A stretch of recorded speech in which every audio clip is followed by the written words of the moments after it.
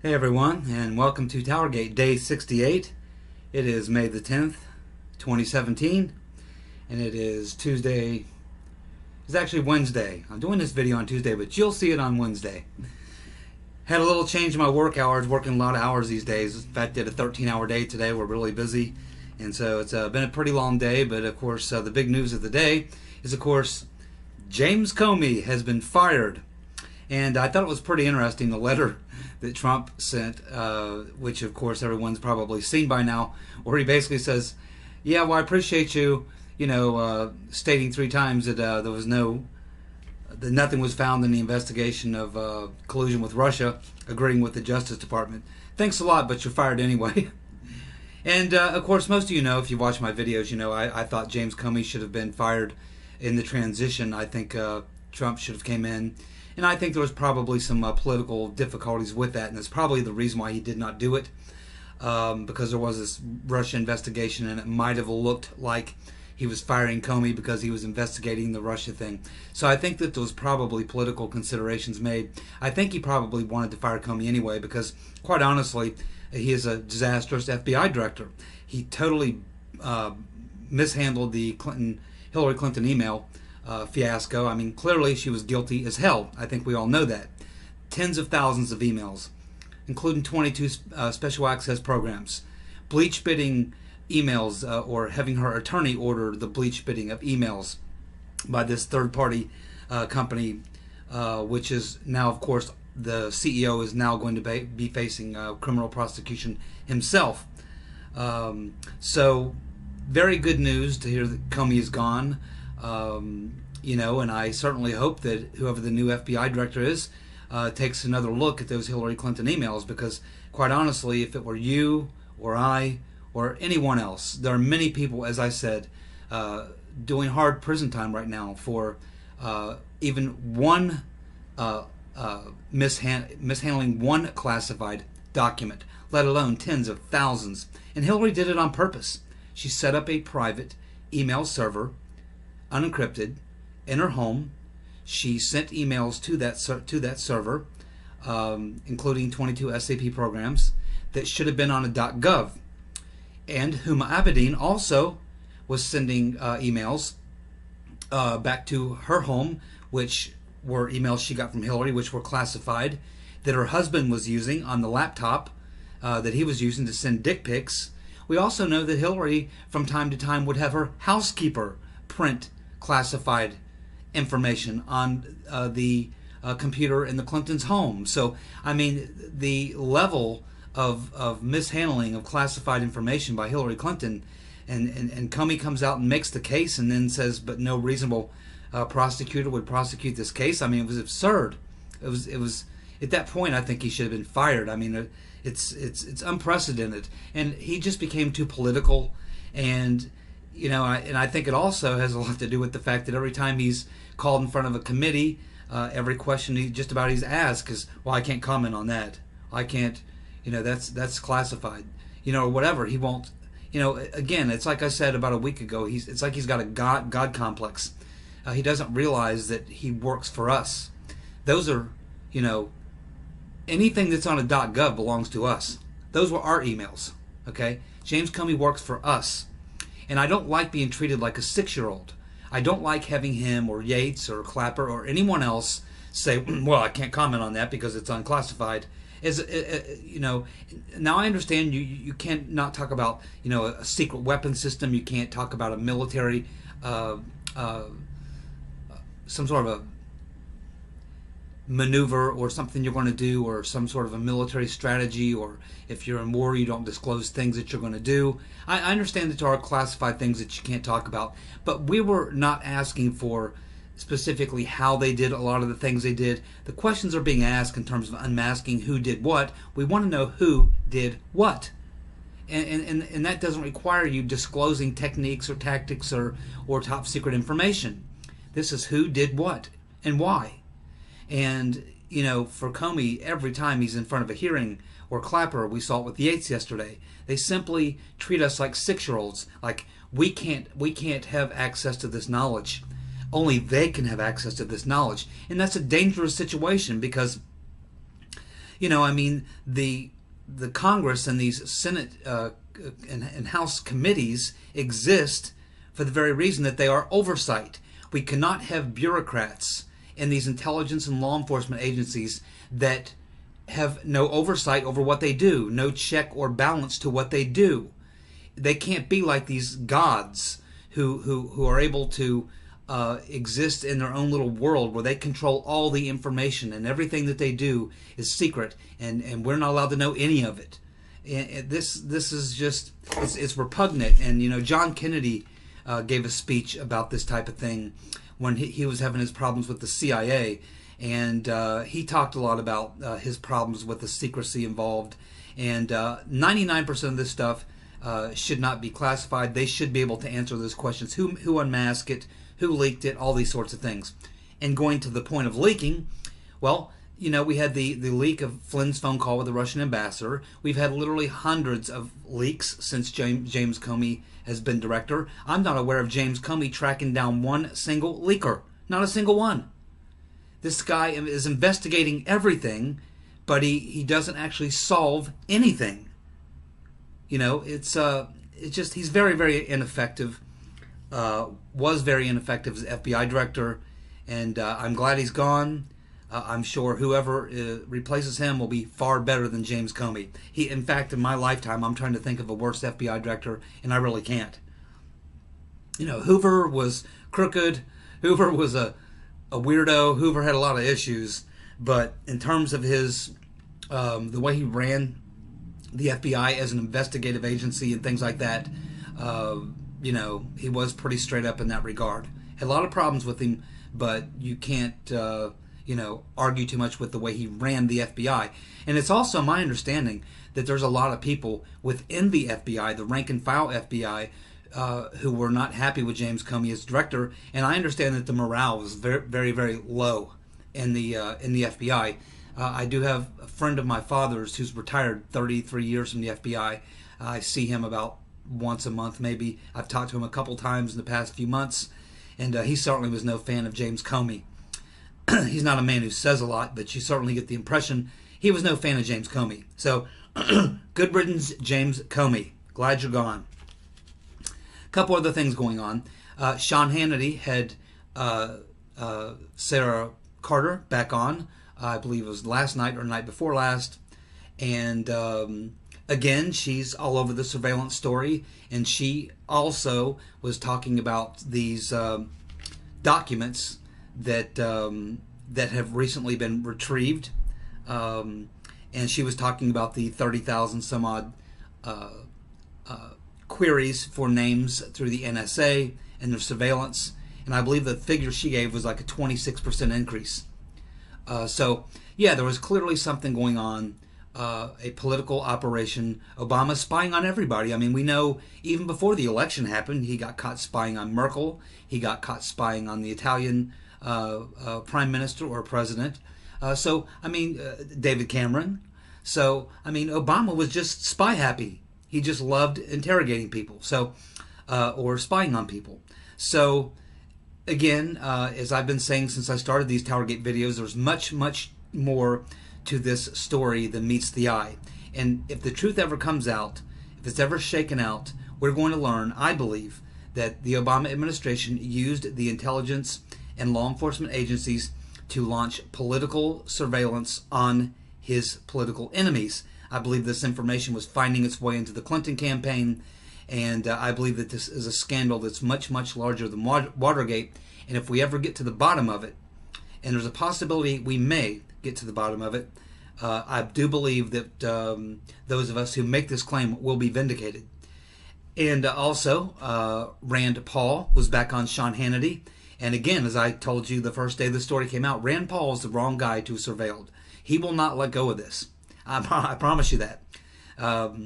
This is his sticking point. Rand Paul has always had a problem with the FISA court. I don't think he's voted to continue the FISA court. Every time he's had a chance to vote on it, he's voted against it. So he has a whole problem with the FISA court anyway.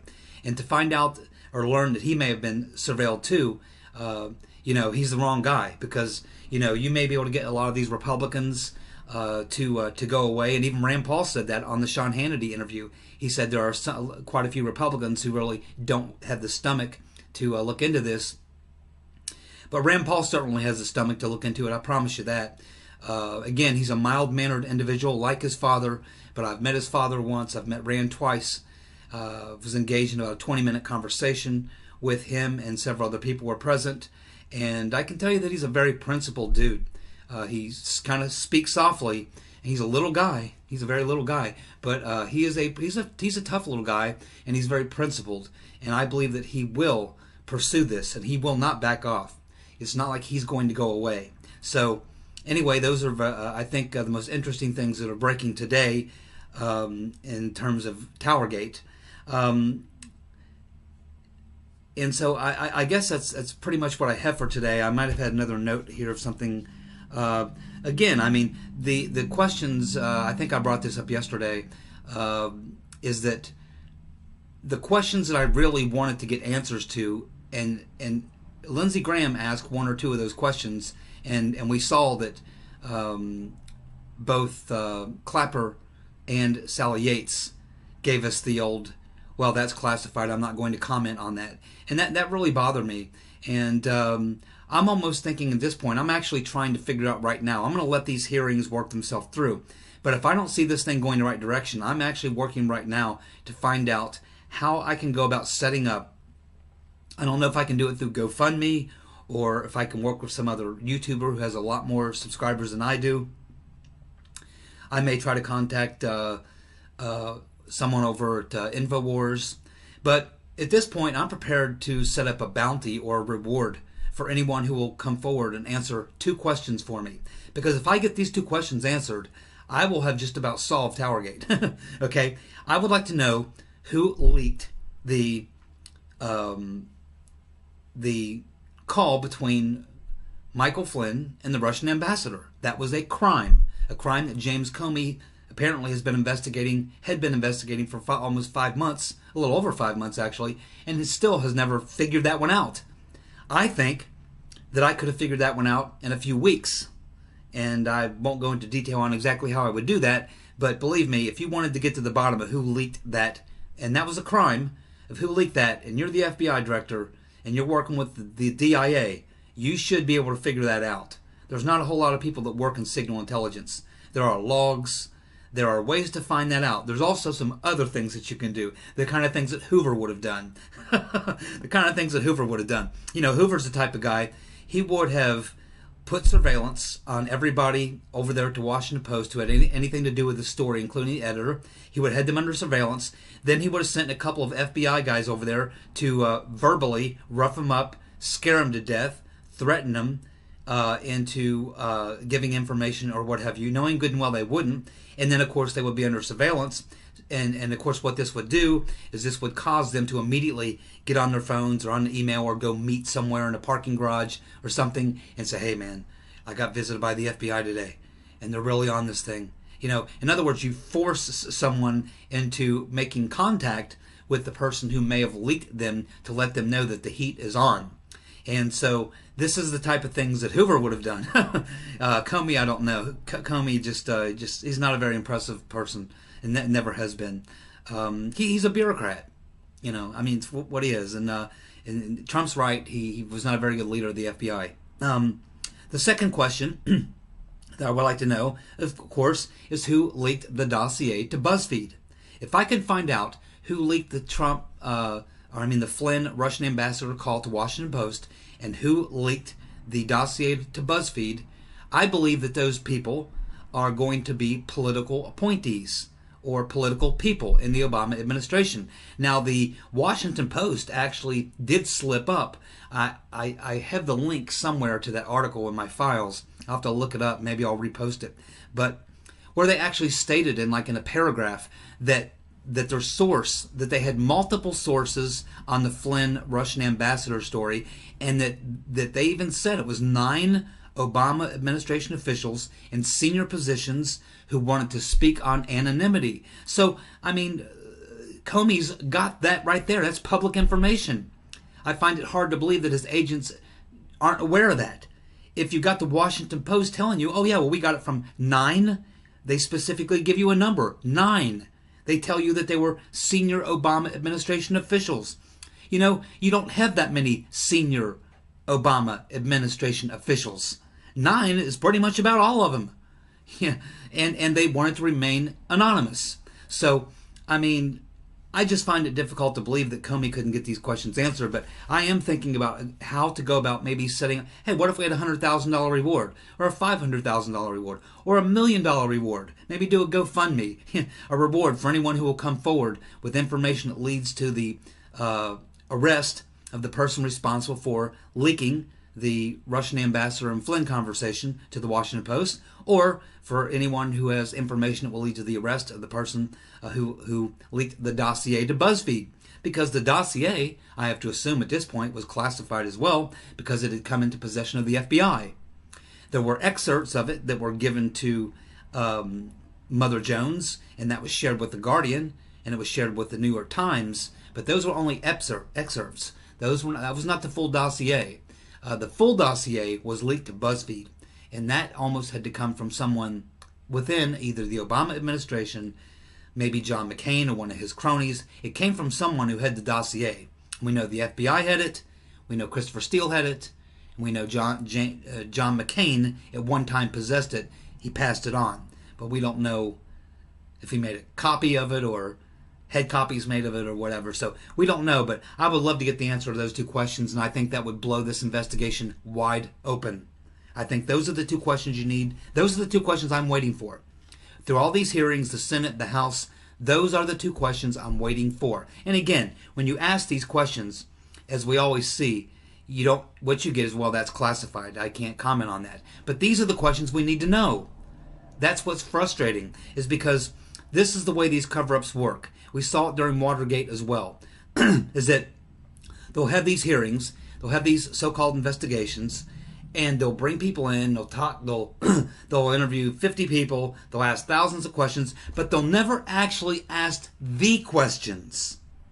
And if inadvertently someone like a Lindsey Graham asks one of these questions, they get the old, well, that's classified, you can't talk about it, it's national security. And so this is what's frustrating. So this is why I think that offering maybe a large reward to get the answer to these two questions might just be something that could be done. I'm trying to figure out exactly how I would do that, because once you take all these donations, even if it goes to GoFundMe or whatever, if no one ever comes along to claim the money, then you got to deal with giving the money back and all kinds of stuff. So it's not something that's easy to do, and I don't really have a subscriber base that's large enough to probably generate the type of money we would need to get the type of reward money that would be attractive to someone who probably knows the answers to these questions, who might come forward. Maybe BuzzFeed would come forward and tell us through a third party they're going to need the money. They're being sued, and they're probably going to lose that lawsuit, and they're probably going to have to pay out a lot of money, which I don't know that they even have. So anyway, that is TowerGate for day 68, May the 10th, 2017, Tuesday. Comey's fired. Circa News is still all over it. We still didn't get the questions answered that we need to get answered. There will be House Intelligence hearings coming up. Susan Rice is trying to negotiate her way around it. Ultimately, I think we're going to hear from Attorney General Lynch. We know that she's up to her eyeballs in this. And of course, as I pointed out several weeks ago from another story, that Valerie Jarrett is a person of very much interest. And I think she was really the central person, because Valerie Jarrett was Obama's point person. She was the guard on the basketball team that distributes the ball. She was the traffic signal that directed the traffic. She's a key person, and she has been laying very, very low there in Obama's mansion, orchestrating Article 25 impeachment hearings on the side. So anyway, long way to go in this, folks. A long way to go. Short of a whistleblower coming out and just dropping everything they got, short of that, this thing is going to be drip, drip, drip, as it always has been. This is why we cover it on a daily basis, and we'll continue to follow it, and we'll see where all this goes. Thank you for tuning in. Thank you for subscribing. I always love reading your comments. so many great comments, you know, and I get a lot of ideas from the comments you leave. So continue to leave the comments. I'll continue to respond to them as best I can, and appreciate y'all tuning in. Y'all have a good night. Oh, one last thing. You're probably noticing the different background. Because we're working so late, you know, these past week or so, week and a half, we've been working 12, 13-hour days because we have so much work. And it's kind of put me in a situation where I'm just not getting the lighting I need. And I use natural lighting, and it's just not really light enough. My videos are just too dark. So, you know, on the weekdays when we're working these hours that we're working now, I'm going to have to do them somewhere else where I have a much brighter light. And then on the weekends, when I can do the videos in the afternoon, I will go back to the background that you might prefer. It looks a little, you know, looks a little better than a plain white background. But hey, do what we have to do, right? Thank you. You guys have a good night or a good day, whatever it is. So I don't even know what day or night it is, if it's even day or night. Alrighty, you guys have a good one. Bye.